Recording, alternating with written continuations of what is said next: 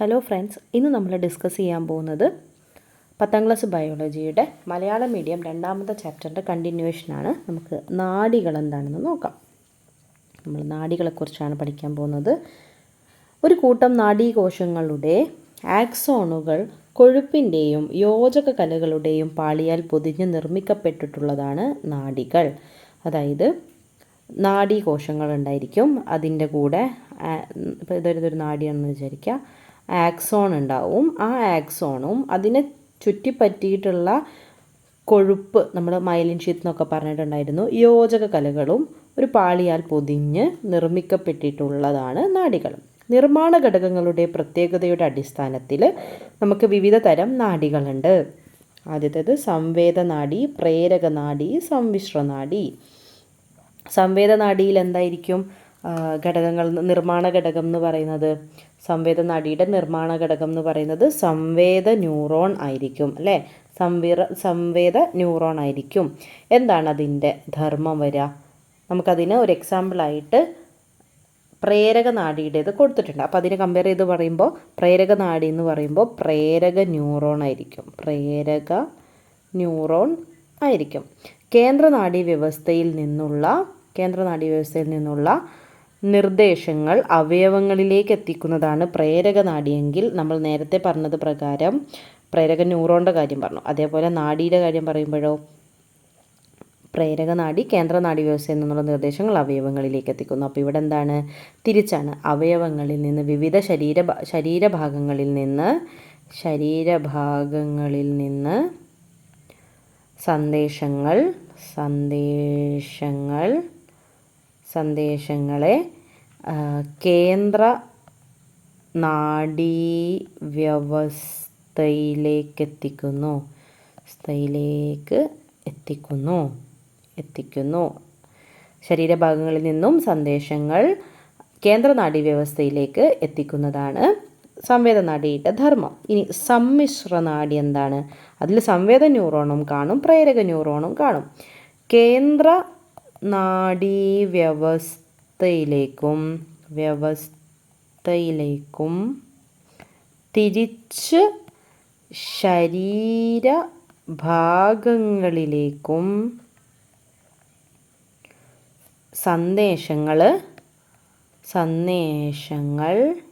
സന്ദേശങ്ങൾ മാറി മാറി അയക്കുന്നു. അപ്പോൾ രണ്ട് ജോലിയും എന്ത് ചെയ്യുന്നുണ്ട്?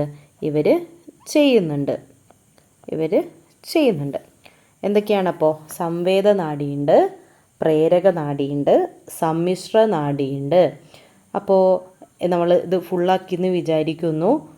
അപ്പോൾ അതിൻ്റെ കൂടെ നമ്മൾ മനസ്സിലാക്കേണ്ട ഒരു കാര്യമാണ് നെർവും ന്യൂറോണും. നിങ്ങൾക്ക് പഠിക്കാനുള്ളതല്ല, പക്ഷെ നമ്മൾ ബേസിക്കായിട്ട് അറിഞ്ഞിരിക്കേണ്ട കാര്യമാണ്. നാഡിയും നേരത്തെ പറഞ്ഞ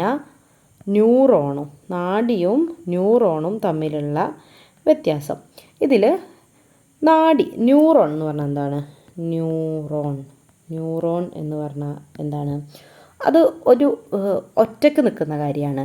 അത് നമുക്ക് അത്രയും നമുക്കെന്താ പറയുക, അത് ഓരോ യൂണിറ്റാണ്. ഒരു ഒരെണ്ണം ആയിട്ടാണ് നിൽക്കുക. കേട്ടോ, ന്യൂറോൺ. അതന്നെ ആയിരിക്കും അതിൻ്റെ ബേസിക് യൂണിറ്റ് പറയുന്നത്. നിർമ്മാണ ഘടകം, അതായത് ഒരു നാഡിയുടെ നിർമ്മാണ ഘടകമാണ് ന്യൂറോൺ. ന്യൂറോൺ എന്ന് പറയുന്നത്. നാഡി എന്ന് പറഞ്ഞാൽ എന്താണ്? അത് നമുക്ക് കുറച്ചും കൂടി കാണാവുന്ന രീതിയിൽ ഒരു കെട്ടായിട്ട് ഒരുപാട് എണ്ണം ഇതിലെന്തായിട്ടുണ്ടായിരിക്കും? കൂടിച്ചേർന്നിട്ടുണ്ടായിരിക്കും. അതാണ് വ്യത്യാസം. അപ്പോൾ ഒരുപാട് നാഡികൾ ചേർന്ന് എന്താവും? ന്യൂറോണുകൾ ഉണ്ടാവുന്നു. അപ്പോൾ അത് നമുക്ക് നേരത്തെ പഠിച്ചതിലും മനസ്സിലാവും. കാരണം ഈ സംവേദ ന്യൂറോണുകളുടെ കൂട്ടമാണ് സംവേദനാഡി. സംവേദ ന്യൂറോണിൻ്റെ ധർമ്മം എന്താണെന്നാണ് നമ്മൾ കഴിഞ്ഞ ക്ലാസ്സിൽ പഠിച്ചിട്ടുണ്ടായിരുന്നത്. സംവേദ ന്യൂറോൺ എന്തായിരുന്നു? ഗ്രാഹികളിൽ നിന്നും തലച്ചോറിലേക്കൊക്കെ സന്ദേശങ്ങളെ എത്തിക്കുന്നവരാണ്. നമ്മുടെ ശരീരത്തിൽ ഹൃദയമിടിപ്പ്, ശ്വസനം തുടങ്ങിയ നിരവധി പ്രവർത്തനങ്ങൾ ബോധപൂർവമായ നിയന്ത്രണമില്ലാതെ തന്നെ നടക്കുന്നുണ്ടല്ലോ. ഇത്തരം പ്രവർത്തനങ്ങളെ നിയന്ത്രിക്കുന്നതിൽ കേന്ദ്രനാഡീ വ്യവസ്ഥയുടെ പ്രാധാന്യത്തെപ്പറ്റി നിങ്ങൾ മനസ്സിലാക്കിയിട്ടില്ലേ? നമ്മൾ ഇന്നലെ ഐച്ഛിക പ്രവർത്തനവും ഐച്ഛിക പ്രവർത്തനവും അനൈച്ഛിക പ്രവർത്തനവും ഒക്കെ പറഞ്ഞിരുന്നു അല്ലേ. നമ്മുടെ ഇച്ഛക്കനുസരിച്ച് നടക്കുന്ന പ്രവർത്തനങ്ങളാണ് ഐച്ഛിക പ്രവർത്തനങ്ങൾ. ശ്വസനം, ശ്വാസോച്ഛ്വാസം, ഹൃദയമിടിപ്പ് പോലുള്ള അനൈച്ഛിക പ്രവർത്തനങ്ങളും നമ്മുടെ ശരീരത്തിൽ നടക്കുന്നുണ്ട്. ചില സാഹചര്യങ്ങളിൽ കേന്ദ്രനാഡീ വ്യവസ്ഥയുടെ പ്രവർത്തനം കൊണ്ട് മാത്രം അവയുടെ നിയന്ത്രണം സാധ്യമാകുമോ? ഇല്ല. നമ്മളിവിടെ എന്ത് ചെയ്തിട്ടുണ്ട്, പഠിച്ചിട്ടുണ്ട്. ചുവടെ നൽകിയിട്ടുള്ള വിശകലനം ചെയ്ത് നിഗമനങ്ങൾ രൂപീകരിക്കുന്നതോടൊപ്പം അനുബന്ധമായി നൽകിയിട്ടുള്ള ചിത്രീകരണം 2.17 നിരീക്ഷിച്ച് പട്ടിക 2.6 ഉചിതമായി പൂർത്തിയാക്കൂ. അപ്പോൾ നമുക്ക് സ്വതന്ത്ര നാഡീ വ്യവസ്ഥയെക്കുറിച്ചാണ് നമുക്ക് പഠിക്കാനുള്ളത്. അതായത് ഇപ്പോൾ ഇതുവരെ കേന്ദ്ര നാഡീ വ്യവസ്ഥയെ പറ്റി പഠിച്ചു. ഇനി നമുക്ക് സ്വതന്ത്രമായിട്ടൊരു നാഡീവ്യവസ്ഥ നമുക്കുണ്ട്. അതെങ്ങനെയാണെന്ന് നോക്കാം. ഇത് നമ്മൾ ഓൾറെഡി പറഞ്ഞിട്ടുണ്ടായിരുന്നു. നാഡീവ്യവസ്ഥ 2 തരമുണ്ട്. കേന്ദ്ര നാഡീവ്യവസ്ഥ, പെരിഫറൽ നാഡീവ്യവസ്ഥ. ഇത് പെരിഫറൽ നാഡീവ്യവസ്ഥയുടെ ഭാഗമായിട്ട് വരുന്നതാണ് സ്വതന്ത്ര നാഡീവ്യവസ്ഥ എന്ന് പറയുന്നത്. പെരിഫറൽ നാഡീവ്യവസ്ഥയുടെ ഭാഗമായ സ്വതന്ത്ര നാഡീവ്യവസ്ഥ ശാരീരിക പ്രവർത്തനങ്ങളെ സ്വയം നിയന്ത്രിക്കുന്നു. ഇതിൽ സിമ്പത്തറ്റിക് നാഡീവ്യവസ്ഥയും ഒന്ന് ഹൈലൈറ്റ് ചെയ്ത് തരാം. സിമ്പത്തറ്റിക് നാഡീവ്യവസ്ഥയും പാരാസിമ്പത്തറ്റിക് നാഡീവ്യവസ്ഥയും ഉൾപ്പെടുന്നുണ്ട്. സിമ്പത്തറ്റിക് വ്യവസ്ഥ അടിയന്തര സാഹചര്യങ്ങളിൽ ശരീരത്തെ പ്രതികരിക്കാൻ സജ്ജമാക്കുന്നു എങ്കിൽ പാരാസിമ്പത്തറ്റിക് വ്യവസ്ഥ വിശ്രമിക്കാനും ദഹനം പോലുള്ള ദൈനംദിന പ്രവർത്തനങ്ങൾക്കും ശരീരത്തെ സജ്ജമാക്കുന്നു. അപ്പോൾ സ്വതന്ത്ര നാഡീവ്യവസ്ഥയ്ക്ക് നമുക്ക് എന്തുണ്ട്, 2 ഭാഗങ്ങളുണ്ട്. Sympathetic, parasympathetic. അപ്പോൾ സിമ്പത്തറ്റിക് എന്ന് പറഞ്ഞു കഴിഞ്ഞാൽ നമ്മളെ എനർജി, നമ്മുടെ ഊർജം കൂട്ടുന്നതാണെങ്കിൽ പാരാസിമ്പത്തറ്റിക് എന്താണ്, നമ്മളെ വിശ്രമിപ്പിക്കുന്നതാണ്, നമ്മളെ പഴയ അവസ്ഥയിലേക്ക് കൊണ്ടുവരുന്നതാണ് പാരാസിമ്പത്തറ്റിക് എന്ന് പറയുന്നത്. ഇപ്പോൾ ഇവർ രണ്ടുപേരും ഓപ്പോസിറ്റാണ് എന്നുള്ളത് നിങ്ങൾക്ക് ഇതിനോടകം മനസ്സിലായിട്ടുണ്ടാവുമല്ലോ. ഇവർ രണ്ടുപേരും എന്താണ്, ഓപ്പോസിറ്റാണ്. ഇവർ രണ്ടുപേരും ഓപ്പോസിറ്റാണ്. ഒരാൾ ഒരു കാര്യം ചെയ്യുമ്പോൾ സിമ്പത്തറ്റിക് ആണ് ഒരു കാര്യം ചെയ്യുന്നതെന്നുണ്ടെങ്കിൽ അതിൻ്റെ ഓപ്പോസിറ്റാണ് പാരാസിമ്പത്തറ്റിക് ചെയ്യുന്നുണ്ടാവുക. ഇനി നമുക്ക് സിമ്പത്തറ്റിക് വ്യവസ്ഥയും പാരാസിമ്പത്തറ്റിക് വ്യവസ്ഥയും കുറിച്ച് ഡീറ്റെയിൽ ആയിട്ട് പഠിക്കാം. നമ്മുടെ കണ്ണ് മുതൽ ഒരുപാട് അവയവങ്ങളുടെ കാര്യങ്ങൾ പറയുന്നുണ്ട്. അപ്പോൾ അത് സിമ്പത്തറ്റിക് നോക്കാം. സിമ്പത്തറ്റിക് വ്യവസ്ഥയിൽ നമുക്ക് എന്താണ്, കണ്ണിന് വികാസം സംഭവിക്കുന്നുണ്ട്, ഉമിനീർ ഉൽപ്പാദനം കുറയുന്നുണ്ട്, ഹൃദയമിടിപ്പ് കൂടുന്നുണ്ട്. നമ്മൾ നോർമലിൽ നിന്ന് ഒന്ന് റഷായിട്ടല്ല, നമ്മളൊരു ഒരു തിരക്ക് പിടിച്ചൊരവസ്ഥയിലേക്ക് പോകുകയെന്ന് വിചാരിച്ചാൽ മതി. സിമ്പത്തറ്റിക് വ്യവസ്ഥ നടക്കുന്ന സമയത്ത് നമ്മുടെ ശ്വാസകോശം വികസിക്കുന്നുണ്ട്, ദഹന പ്രക്രിയ മന്ദീഭവിക്കുന്നുണ്ട്. ദഹനം നന്നായിട്ട് നടക്കേണ്ട കാര്യം, അത് മന്ദീഭവിക്കുന്നുണ്ട്. ഹോർമോണുകൾ ഉൽപ്പാദനം കൂടുന്നുണ്ട്. പെരിസ്റ്റാൾസിസ്, അതായത് ദഹനത്തിൻ്റെ ഭാഗമായിട്ട് നമ്മുടെ കുടലിലൊക്കെ ഉണ്ടാകുന്ന ഭക്ഷണത്തിൻ്റെ ഒരു ബോൾ പോലെയുള്ള മൂവ്മെൻറ്റിനെയാണ് പെരിസ്റ്റാൾസിസ് എന്ന് പറയുക. അത് കുറയുന്നുണ്ട്. മൂത്രം നിലനിർത്തിക്കൊണ്ടിരിക്കും നമ്മുടെ ഇതിൽ തന്നെ. അപ്പോൾ നമുക്ക് മൂത്രം ഒഴിക്കാനുള്ളൊരു ടെൻഡൻസി ഉണ്ടാവും. ഇനി പാരാസിമ്പത്തറ്റിക് വ്യവസ്ഥ എന്ന് പറഞ്ഞു കഴിഞ്ഞാൽ കണ്ണുകളൊക്കെ പഴയ പോലെ തന്നെ ചുരുങ്ങുന്നു. നമുക്ക് അത്യാവശ്യം വേണ്ടതാണ് ഉമിനീർ ഉൽപ്പാദനം കൂടുന്നു, ഹൃദയമിടിപ്പ് കുറയുന്നു, ശ്വാസകോശം പഴയ അവസ്ഥയിലെത്തുന്നു, ദഹനപ്രക്രിയ നന്നായിട്ട് നടക്കുന്നു, പെരിസ്റ്റാൾസിസ് കൂടുന്നു. നമ്മുടെ മൂത്രമൊഴിച്ചൊക്കെ കഴിഞ്ഞ് നമ്മുടെ മൂത്രനാളിയും നമ്മുടെ കിഡ്നി ഭാഗങ്ങളൊക്കെ പഴയ പോലെ തന്നെ ശൂന്യമാക്കപ്പെടുന്നു. അപ്പോൾ ഇതിനെ നമുക്കൊരു എക്സാമ്പിൾ വെച്ച് പറയാം. ഒരു നായ, ഇതാണ് സാധാരണ പറയുന്ന ഒരു എക്സാമ്പിൾ. ഒരു നായ നമ്മുടെ പിന്നാലെ ഓടുകയാണ്. നമ്മൾ സ്കൂൾ വിട്ട് നടന്നു പോകുമ്പോൾ ഒരു നായ നമ്മുടെ പിന്നാലെ ഓടുന്നു. ആ സമയത്ത് നമ്മളുണ്ടാവുന്നതാണ് സിമ്പത്തറ്റിക് വ്യവസ്ഥ. നായ നമ്മുടെ പിന്നാലെ ഓടുമ്പോൾ നമ്മളുണ്ടാവുന്നതാണ് സിമ്പത്തറ്റിക് വ്യവസ്ഥ. നമ്മുടെ കണ്ണൊക്കെ ഷാർപ്പാവും, നമുക്ക് വായ വരണ്ടു പോകൂലേ ഓടിയിട്ട്, ഉമിനീർ ഉൽപ്പാദനം കൂടും, ഹൃദയമിടിപ്പ് കൂടും. അതാണ് നിങ്ങൾ പഠിക്കേണ്ടത്. അപ്പോൾ നമ്മൾ അവിടെ കണ്ണ് മുതൽ ആലോചിക്കുക. നമ്മുടെ ശ്വാസകോശം വികസിക്കും, അതുകൊണ്ടാണ് നമുക്ക് കിതപ്പൊക്കെ വരുന്നത്. ദഹനം നടക്കേണ്ട ആവശ്യമുണ്ടോ? അപ്പോൾ ദഹനമല്ല നടക്കേണ്ടത്, ജീവനല്ലേ വലുത്. അപ്പോൾ ദഹന പ്രക്രിയയൊക്കെ മന്ദീഭവിക്കും. നമുക്ക് വേണ്ട ഹോർമോണുകൾ ഒരുപാട് ഉൽപ്പാദിപ്പിക്കും. ഈ ദഹനത്തിനോട് അനുബന്ധിച്ച് തന്നെ പെരിസ്റ്റാൾസിസ് കുറയും. ചിലർ പേടിച്ചൊക്കെ മൂത്രമൊഴിക്കാറില്ലേ, അതൊക്കെ ഇതിൽ വരുന്നതാണ്. നമുക്ക് എത്രയും പെട്ടെന്ന് നമ്മുടെ മൂത്രമൊക്കെ പുറത്ത് വിടാനുള്ള ടെൻഡൻസിയാണ് നമ്മുടെ ശരീരം അപ്പോൾ കാണിക്കുക. അങ്ങനെ നായയിൽ നിന്ന് നമ്മൾ രക്ഷപ്പെട്ട് വീട്ടിലെത്തുമ്പോൾ പാരാസിമ്പത്തറ്റിക് വ്യവസ്ഥ ഓണാവും. അവർ ഓണായിട്ട് കണ്ണൊക്കെ പഴയ വലുപ്പത്തിലേക്ക് എത്തും, അതല്ലെങ്കിൽ അതിൻ്റെ ഷാർപ്നെസ്സൊക്കെ നോർമലാവും, ഉമിനീർ ഉൽപ്പാദനമൊക്കെ കൂടും, നമ്മുടെ വായിലെ വരൾച്ചയൊക്കെ മാറും, ഹൃദയമിടിപ്പൊക്കെ നോർമലാവും, ശ്വാസകോശം നോർമലാവും, ദഹനപ്രക്രിയ തിരിച്ച് നമ്മൾ ദഹിക്കാതെ കിടക്കുന്ന ഭക്ഷണമൊക്കെ വീണ്ടും ദഹിച്ചു തുടങ്ങും. അതിൻ്റെ ഭാഗമായിട്ട് തന്നെ പെരിസ്റ്റാൾസിസ് വീണ്ടും റീസ്റ്റാർട്ട് ചെയ്യും. നമ്മുടെ മൂത്രസഞ്ചിയൊക്കെ പഴയ പോലെ തന്നെ സെറ്റപ്പിലേക്ക് എത്തും. അപ്പോൾ കണ്ണിലെ പ്യൂപ്പിളിൻ്റെ കാര്യമാണ്, കണ്ണിലെ കൃഷ്ണമണിയുടെ കാര്യമാണ് നമ്മളിവിടെ പറയുന്നത്. അപ്പോൾ നമ്മുടെ സിമ്പത്തറ്റിക് വ്യവസ്ഥയിലും പാരാസിമ്പത്തറ്റിക് വ്യവസ്ഥയിലും എങ്ങനെയാണ് സ്വാധീനിക്കുക എന്നാണ് ചോദിക്കുന്നത്. കണ്ണിലെ പ്യൂപ്പിൾ ഇവിടെ എന്താണ്? വികസിക്കുന്നു, ഇവിടെ ചുരുങ്ങുന്നു. ഉമിനീർ ഗ്രന്ഥി, ഉമിനീർ ഉൽപ്പാദനം നിലക്കുന്നു, ഇവിടെ ഉമിനീർ ഉൽപ്പാദനം തുടങ്ങുന്നു. ശ്വസനിക, നമ്മുടെ ശ്വാസകോശം വികസിക്കുന്നു, ഇവിടെയോ ചുരുങ്ങുന്നു. ഹൃദയമിടിപ്പ് സിമ്പത്തറ്റിക് വ്യവസ്ഥയിൽ കൂടുന്നു, ഇവിടെ ഹൃദയമിടിപ്പ് കുറയുന്നു. അഡ്രീനൽ ഗ്രന്ഥി ഇവിടെ നേരിട്ട് പ്രത്യേകിച്ച് സ്വാധീനിക്കുന്നില്ല. പാരാസിമ്പത്തറ്റിക് വ്യവസ്ഥേൻ്റെ സമയത്ത് നമ്മളിവിടെ ഹോർമോണിൻ്റെ കാര്യം പറയുന്നില്ല. പക്ഷേ ഹോർമോൺ കൂടുന്നു സിമ്പത്തറ്റിക് വ്യവസ്ഥയിൽ. ആമാശയത്തിൽ ദഹനം എന്താവുന്നു? മന്ദീഭവിക്കുന്നു. ഇവിടെയോ ദഹനം തുടരുന്നു, ദഹനം ഉദ്ദീപിക്കപ്പെടുന്നു. ചെറുകുടൽ പെരിസ്റ്റാൾസിസ്, ചെറുകുടലിൽ പെരിസ്റ്റാൾസിസ് ആണ്, പെരിസ്റ്റാൾസിസ് നിലക്കുന്നു, ഇവിടെ തുടരുന്നു. മൂത്രം നിലക്കുന്നു, ശൂന്യമാവുന്നു. അപ്പോൾ അത്രയും കാര്യങ്ങൾ മനസ്സിലായെന്ന് വിചാരിക്കുന്നു. നിങ്ങൾ നോട്ടിലേക്കൊക്കെ മാറ്റിയെടുത്ത് എഴുതണം.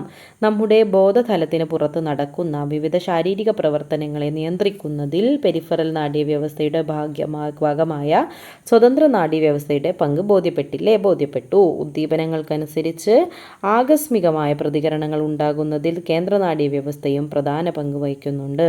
ചൂടുള്ള വസ്തുക്കളിൽ നാം അറിയാതെ സ്പർശിക്കുമ്പോൾ നമ്മൾ എന്ത് ചെയ്യാറുണ്ട്? കൈ പിൻവലിക്കാറില്ലേ?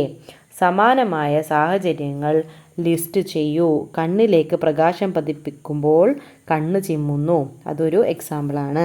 പിന്നെന്താണ് നമുക്ക് അടുത്ത എക്സാമ്പിൾ പറയാൻ പറ്റുക? നമ്മുടെ ഒരു മൂർച്ചയുള്ള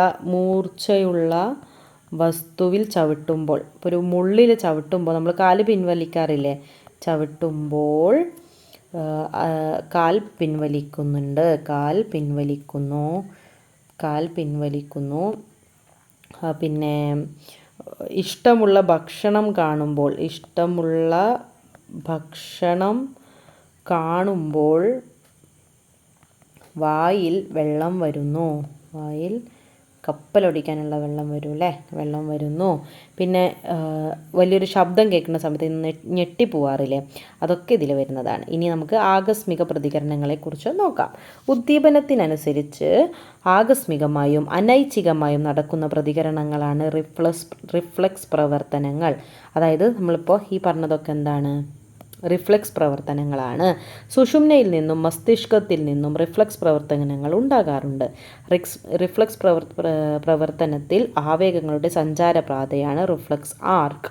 ചുവടെ കൊടുത്തിരിക്കുന്ന ചിത്രീകരണം 2.18 സൂചകങ്ങൾ ഉപയോഗിച്ച് വിശകലനം ചെയ്ത് കുറിപ്പ് തയ്യാറാക്കൂ എന്നാണ് പറയുന്നത്. ഇവിടെ ഒരു മെഴുകുതിരി കത്തിച്ചു വെച്ചിട്ടുണ്ട്. അപ്പോൾ നമ്മുടെ കൈയിൻ്റെ വിരലിൻ്റെ അറ്റത്തൊരു ഗ്രാഹി എന്ന് പറഞ്ഞ സ്ഥലമുണ്ട്. അതായത് നമ്മളിത് സെൻസ് ചെയ്യുന്ന സ്ഥലം. ഇനി അവിടെ നിന്ന് ഗ്രാഹികളിൽ നിന്ന് സംവേദ ന്യൂറോൺ, ശരീരത്തിൻ്റെ വിവിധ ഭാഗങ്ങളിൽ നിന്നും നമ്മുടെ കേന്ദ്ര നാഡീവ്യവസ്ഥയിലേക്ക് ആവേഗങ്ങളെ വഹിക്കുന്ന ന്യൂറോണുകളാണ് സംവേദ ന്യൂറോണുകൾ. ഈ സംവേദ ന്യൂറോൺ എന്ത് ചെയ്യും? ഇതിനെ കൊണ്ടുപോയിട്ട് നമ്മുടെ സുഷുമ്നയിലെത്തിക്കും. സുഷുമ്നയിൽ നിന്ന് ഇത് പ്രോസസ്സ് ചെയ്തിട്ട്, അതിനാണ് ഇൻ്റർ ന്യൂറോൺ, നമ്മൾ നേരത്തെ പഠിച്ചിട്ടുണ്ട്. അത് പ്രോസസ്സ് ചെയ്തിട്ട് തിരിച്ച് പ്രേരക ന്യൂറോണിനോട് പറയും, ഓക്കെ പ്രേരക ന്യൂറോൺ കൈ പിൻവലിച്ചോളൂ കേട്ടോ എന്ന് പറയും. അതാണ് പിന്നെ പേശികളിലെത്തിയിട്ട് എന്താവും? നമ്മൾ കൈ പിൻവലിക്കും. അപ്പോൾ അതിൻ്റെ ഫ്ലോ ചാർട്ട് നോക്കാം. ഗ്രാഹിയിൽ നിന്ന് സംവേദ ന്യൂറോൺ വഴി ഇൻ്റർ ന്യൂറോണിൽ നിന്ന് പ്രേരക ന്യൂറോണിലെത്തി പേശിയിലേക്ക് തിരിച്ചെത്തുമ്പോൾ ആ മെസ്സേജ് അവിടെ പൂർണ്ണമാവുകയാണ്. അതിൻ്റെ ഒരു മറുപടിയും കൊടുക്കുകയാണ്, കൈ പിൻവലിച്ചു. അപ്പോൾ അതാണ് നടക്കുന്നത്. നേരത്തെ ലിസ്റ്റ് ചെയ്ത സാഹചര്യങ്ങളെ സുഷുമ്നയുടെ നിയന്ത്രണത്തിൽ നടക്കുന്നവ, മസ്തിഷ്കത്തിൻ്റെ നിയന്ത്രണത്തിൽ നടക്കുന്നവ എന്നിങ്ങനെ പട്ടികപ്പെടുത്തൂ. ശാരീരിക പ്രവർത്തനങ്ങളുടെ നിയന്ത്രണവും ഏകോപനവും സാധ്യമാക്കുന്നതിൽ പ്രധാന പങ്ക് വഹിക്കുന്ന നാഡീവ്യവസ്ഥയുടെ ആരോഗ്യം സംരക്ഷിക്കപ്പെടേണ്ടതല്ലേ? ആണ്. അതില്ലാന്നുണ്ടെങ്കിൽ നമുക്കൊന്നും ചെയ്യാൻ പറ്റില്ല. നാഡീവ്യവസ്ഥയുടെ ആരോഗ്യ സംരക്ഷണവുമായി ബന്ധപ്പെട്ട് ആരോഗ്യവകുപ്പ് പുറത്തിറക്കിയ ഒരു നോട്ടീസിലെ പ്രധാന ആശയങ്ങളാണ് ചുവടെ നൽകിയിട്ടുള്ളത്. അത് വിശകലനം ചെയ്തും അധിക വിവരം ശേഖരിച്ചും നാഡീവ്യവസ്ഥയുടെ സംരക്ഷണത്തിന് അനുവർത്തിക്കേണ്ട മുൻകരുതലുകളെപ്പറ്റിയും ശീലങ്ങളെപ്പറ്റിയും കുറിപ്പ് തയ്യാറാക്കുക. നമ്മളെല്ലാവരും അറിഞ്ഞിരിക്കേണ്ട കുറച്ച് കാര്യങ്ങളാണ്. ഇത് എക്സാം ഓറിയൻറ്റഡ് ആയിട്ടല്ലാണ്ട് തന്നെ നിങ്ങൾ മനസ്സിലാക്കേണ്ടതാണ്. വാഹനം ഓടിക്കുമ്പോൾ ഹെൽമെറ്റ്, സീറ്റ് ബെൽറ്റ് തുടങ്ങിയവ ഉപയോഗിക്കുക. കളികളിൽ ഏർപ്പെടുമ്പോൾ ആവശ്യമായ മുൻകരുതലുകൾ സ്വീകരിക്കുക. അതായത് നമ്മളിപ്പോൾ ഹെൽമെറ്റ് കളിക്കുന്ന സമയത്തും ഹെൽമെറ്റ് കളിക്കുന്ന ഹെൽമെറ്റുകളുണ്ട്. പിന്നെ നീ പാഡുകൾ, അങ്ങനത്തെ കാര്യങ്ങളൊക്കെ ഉപയോഗിക്കുക. ഷൂ ഒക്കെ നന്നായിട്ട് ധരിക്കുക. കെട്ടിക്കിടക്കുന്ന വെള്ളത്തിലും മറ്റും കുളിക്കുന്നത് അണുബാധയുണ്ടാക്കുന്നതിന് കാരണമായേക്കാം. ഇപ്പോൾ മസ്തിഷ്ക ജ്വരമൊക്കെ വളരെ ആക്റ്റീവായിട്ട് നിൽക്കുന്നുണ്ടെങ്കിൽ മഴക്കാലമായിട്ട് എല്ലായിടത്തും ഡെങ്കിപ്പനി അങ്ങനത്തെ കാര്യങ്ങളൊക്കെ വരുന്നുണ്ട്. അപ്പോൾ അതിനൊക്കെ നമ്മൾ മുൻകരുതലുകൾ എടുക്കണം. മസ്തിഷ്കത്തിന് പരിക്കേൽക്കാനിടയുള്ള തൊഴിലുകൾ ഏർപ്പെടുന്നവർ ഹെൽമെറ്റ്, സേഫ്റ്റി ബെൽറ്റ് തുടങ്ങിയ സുരക്ഷാ ഉപകരണങ്ങൾ ഉപയോഗിക്കുക. പുകവലി, മദ്യപാനം, മയക്കുമരുന്നുകളുടെ ഉപയോഗം തുടങ്ങിയ ശീലങ്ങൾ ഒഴിവാക്കുകയും വ്യായാമങ്ങളിൽ ഏർപ്പെടുകയും ചെയ്യുക. മതിയായ ഉറക്കം ലഭിക്കാത്തവർക്ക് മസ്തിഷ്ക പ്രവർത്തനത്തെ ബാധിച്ച് ഓർമ്മക്കുറവ്, ആകാംക്ഷ, പഠിക്കാനുള്ള പ്രയാസം. ആകാംക്ഷ എന്ന് പറഞ്ഞാൽ ഇപ്പോൾ ചിലപ്പോൾ മനസ്സിലാവുണ്ടാവില്ല, ആങ്സൈറ്റി എന്നൊക്കെ പറഞ്ഞാൽ മനസ്സിലാവുണ്ടാവില്ലേ കുറച്ചും കൂടി. വൈകാരിക വളർച്ച തടസ്സപ്പെടുക എന്നിവയ്ക്ക് കാരണമാകുന്നതിനാൽ ദിവസവും കുറഞ്ഞത് 8 മുതൽ 10 മണിക്കൂറെങ്കിലും ഉറങ്ങേണ്ടതുണ്ട്. എത്ര പേരുണ്ട് ഇതിൽ കൃത്യമായിട്ടും 8 മണിക്കൂർ മുതൽ 10 മണിക്കൂർ വരെ കൃത്യമായിട്ട് ഉറങ്ങുന്നത്? അപ്പോൾ എത്ര പഠിക്കാനുണ്ടെങ്കിലും എത്ര ബുദ്ധിമുട്ടുണ്ടെങ്കിലും നമ്മൾ എങ്ങനെയെങ്കിലും ഒരു 8 മുതൽ 10 മണിക്കൂർ വരെയെങ്കിലും ഉറങ്ങാൻ വേണ്ടി ശ്രമിക്കുക. അതും കൃത്യമായ സമയത്ത്. രാവിലെ ഒരു 2 മണിക്ക് ഉറങ്ങി അതായത് പുലർച്ചെ 2 മണിക്ക് ഉറങ്ങിയിട്ട് രാവിലെ 10 മണിക്ക് എണീക്കുമ്പോഴും 8 മണിക്കൂറാവും. പക്ഷെ അതിൽ കാര്യമില്ല, നമുക്കതിനൊരു സമയമുണ്ട്. ആ സമയത്ത് ഉറങ്ങണം, അല്ലെങ്കിൽ ഇത്തരം പ്രശ്നങ്ങൾ നമുക്ക് വരും. ജീവികളുടെ സങ്കീർണതക്കനുസരിച്ച് നാഡീവ്യവസ്ഥയിലും വ്യത്യാസം വരേണ്ടതല്ലേ? ആണ്. ചെറിയൊരു ഉറുമ്പിനുള്ള നാഡീവ്യവസ്ഥയായിരിക്കും മനുഷ്യനുണ്ടാവുക. അപ്പോൾ അതാണ് നമ്മളിവിടെ പഠിക്കാൻ പോകുന്നത്. 3 ജീവികളുടെ നാഡീവ്യവസ്ഥയാണ് നമ്മൾ പഠിക്കുന്നത്. ആദ്യം നമുക്ക് ഹൈഡ്ര നോക്കാം. ഹൈഡ്ര ഒരു ചെറിയ ജീവിയാണ്. ചെറിയ ജീവി എന്ന് പറഞ്ഞു കഴിഞ്ഞാൽ അങ്ങനെ പറയുന്നതല്ല, സങ്കീർണതയൊക്കെ കുറഞ്ഞ ഒരു ജീവിയാണ്. നമ്മുടെ ഒരു പൂച്ചട്ടി പോലെയൊക്കെയുള്ള ജീവിയാണ് കേട്ടോ. ഇത് നിയന്ത്രണ കേന്ദ്രമില്ലാത്തൊരു നാഡീജാലിക. അപ്പോൾ ഇത് നമുക്ക് എന്താ പറയുക, മാച്ച് ദ ഫോളോയിങ്, ചേരുംപടി ചേർക്കുക എന്നുള്ള ക്വസ്റ്റ്യനിൽ വരാവുന്ന ഒരു ഭാഗമാണ്. ഹൈഡ്രയിൽ കാണപ്പെടുന്നത് നാഡീജാലികയാണ്. ഒരു നെറ്റ്വർക്ക് പോലെ ഇങ്ങനെ ജാലികയായിട്ട് കാണപ്പെടും. ഇനി പ്ലനേറിയ ഇതിനേക്കാൾ കുറച്ചും കൂടിയും സങ്കീർണമാണ്, എന്നാൽ അത്രയും മനുഷ്യൻ്റെ അത്രയൊന്നും അടിപൊളിയായിട്ടില്ല. ആ പ്ലനേറിയയുടെ തലയുടെ ഭാഗത്തുള്ള ഒരു ജോഡി നാഡീ ഗാംഗ്ലിയോണുകൾ നിർദ്ദേശങ്ങളെ ഏകോപിപ്പിക്കുന്നു. അതായത് ഒരു കൈൻഡ് ഓഫ് തലച്ചോറ്. ഇതാണ് ഒരു ജോഡി നാഡീ ഗാംഗ്ലിയ. ഒരു ജോഡി എന്ന് പറഞ്ഞാൽ 2 എണ്ണം ഉണ്ടാവും. നാഡീ ഗാംഗ്ലിയകൾ ആരിലാണ്? പ്ലനേറിയ. ഇനി ഷഡ്പദങ്ങൾ എന്ന് പറഞ്ഞു കഴിഞ്ഞാൽ എന്താ, നമ്മുടെ പൂമ്പാറ്റ, തുമ്പി പോലുള്ള എല്ലാം ഷഡ്പദങ്ങളിലാണ് വരിക. തലയുടെ ഭാഗത്തുള്ള നാഡീകോശങ്ങൾ കൂടിച്ചേർന്ന് വ്യക്തവും സാമാന്യം വികാസം പ്രാപിച്ചതുമായ മസ്തിഷ്കമായി പരിണമിച്ചിട്ടുണ്ട്. ഇവിടെ ഒരു മസ്തിഷ്കം ഉണ്ട്. ഇതിൽ നിന്നും പുറപ്പെടുന്ന ഒരു ജോഡി നാഡീതന്തുക്കളുടെ ഗാംഗ്ലിയോണുകൾ ഓരോ അറയിലും കാണപ്പെടുന്നു. അപ്പോൾ ഷഡ്പദത്തിൽ എന്താണുള്ളത്? ഒരു മസ്തിഷ്കം കാണപ്പെടുന്നുണ്ട്. ഓരോ അറയിലും ഗാംഗ്ലിയോണും ഉണ്ട്. അപ്പം മനുഷ്യൻ്റെ അത്രയും തന്നെ സങ്കീർണം അല്ലെങ്കിൽ പോലും എല്ലാ അറകളിലും ഒരു ഗാംഗ്ലിയോണും ആ ഗാംഗ്ലിയോണിൽ നിന്ന് നാഡികളും പുറപ്പെടുന്നുണ്ട്.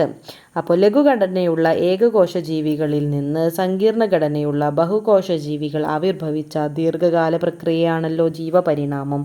അതാണ് നമ്മുടെ ചാപ്റ്ററിൻ്റെ പേരിലെ ജീവപരിണാമം. ലളിതമായ നാഡീഘടനയിൽ നിന്ന് വളരെ സങ്കീർണമായ നാഡീവ്യവസ്ഥകളിലേക്കുള്ള ശ്രദ്ധമായ പരിവർത്തനം കൂടി ജീവപരിണാമം നൽകുന്നുണ്ട്. അതായത് മനുഷ്യനിലേക്ക് എത്തിയത് ചെറിയ ചെറിയ ജീവികളിൽ നിന്നാണ്. വൈവിധ്യമാർന്ന ചുറ്റുപാടുകളുമായി ജീവികളെ പൊരുത്തപ്പെടുന്നതിനും അവയുടെ നിലനിൽപ്പിനും നാഡീവ്യവസ്ഥയുടെ ഈ പരിണാമം കാരണമായി. മനുഷ്യർക്ക് പ്രകൃതിയിൽ ആധിപത്യം സ്ഥാപിക്കുന്നതിനും സമാനതകളില്ലാത്ത വൈജ്ഞാനികവും സാങ്കേതികവുമായ പുരോഗതി പ്രാപ്തമാക്കുന്നതിനും നിർണായക പങ്ക് വഹിച്ചത് ഈ നിർണായക പങ്ക് വഹിച്ചത് മസ്തിഷ്ക വികാസമാണ്. അപ്പോൾ നമ്മൾ ഹൈഡ്രയിൽ നിന്നും പ്ലനറിയിൽ നിന്നും ഷഡ്പദത്തിൽ നിന്നും മനുഷ്യനിലേക്ക് എത്തിയിട്ടുണ്ട്. അതിനിടയിലും ഒരുപാടുണ്ട് അല്ലേ. ദീർഘകാല പരിണാമത്തിലൂടെ വികസിച്ച നിയോ കോർട്ടെക്സിൻ്റെ സാന്നിധ്യം അതുവഴി സാധ്യമായ ഭാഷ, ബുദ്ധി, സർഗാത്മകത തുടങ്ങിയ ഉന്നതമായ മാനസിക പ്രവർത്തനങ്ങളുമാണ് മനുഷ്യരെ ഇതര ജീവികളിൽ നിന്ന് വ്യത്യസ്തരാക്കുന്നത്. നിയോ കോർട്ടെക്സ് എന്തായിരുന്നു? നമ്മുടെ സെറിബ്രത്തിൻ്റെ കോർട്ടെക്സ് ഭാഗത്ത് 6 അടുക്കുകളായിട്ടാണ് നമുക്കത് കാണപ്പെടുന്നത്. പിന്നെ സിനാപ്സ് എന്ത് ചെയ്യുന്നുണ്ട്? നമ്മൾ ബുദ്ധി ഉപയോഗിക്കുന്തോറും തലച്ചോറ് ഉപയോഗിക്കുന്തോറും സിനാപ്സ് കൂടി വരുന്നുണ്ട് അല്ലേ. നാഡീവ്യവസ്ഥയുടെ പ്രവർത്തനം ചുറ്റുപാടുകളെ മനസ്സിലാക്കാനും അതനുസരിച്ച് പ്രതികരിക്കാനും ജീവികളെ പ്രാപ്തമാക്കുന്നതിൽ നിർണായ പങ്ക് വഹിക്കുന്നു എന്ന് മനസ്സിലാക്കിയല്ലോ.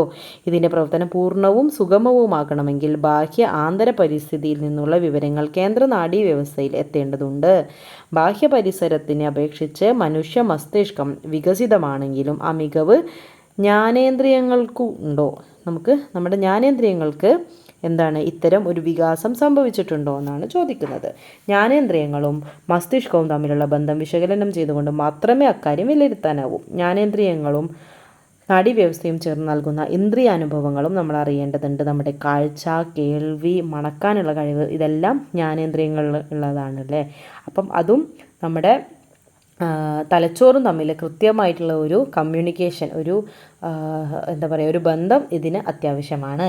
അപ്പോൾ നമ്മളുടെ തുടർന്നുള്ള ചാപ്റ്ററുകളിൽ അത്തരത്തിലുള്ള പഠനവും നമ്മൾ ഇനി ചെയ്യാൻ പോവുകയാണ്. അപ്പോൾ ഈ ചാപ്റ്റർ ഇത്രയേ ഉള്ളൂ. നമ്മുടെ തലച്ചോറിനെക്കുറിച്ചും നാഡികളെക്കുറിച്ചും ന്യൂറോണിനെക്കുറിച്ചും നമ്മുടെ മനുഷ്യ പരിണാമത്തെക്കുറിച്ചൊക്കെ നമ്മൾ ഇതിനോടകം ഡിസ്കസ് ചെയ്ത് കഴിഞ്ഞു. അപ്പോൾ ഇനി നമുക്ക് അടുത്ത ക്ലാസ്സിൽ കാണാം. അടുത്ത ക്ലാസ്സിൽ നമുക്ക് പുതിയ ചാപ്റ്ററിൽ നിന്ന് തുടങ്ങാം. അപ്പോൾ മലയാള മീഡിയം 10ാം ക്ലാസ്സിൻ്റെ 2ാമത്തെ അധ്യായവും നമ്മളിവിടെ പൂർത്തിയാക്കുകയാണ്. മനസ്സിലായി എന്ന് വിചാരിക്കുന്നു. എന്തെങ്കിലും സംശയമുണ്ടെങ്കിൽ കമൻറ്റ് ബോക്സിൽ ചോദിച്ചാൽ മതി.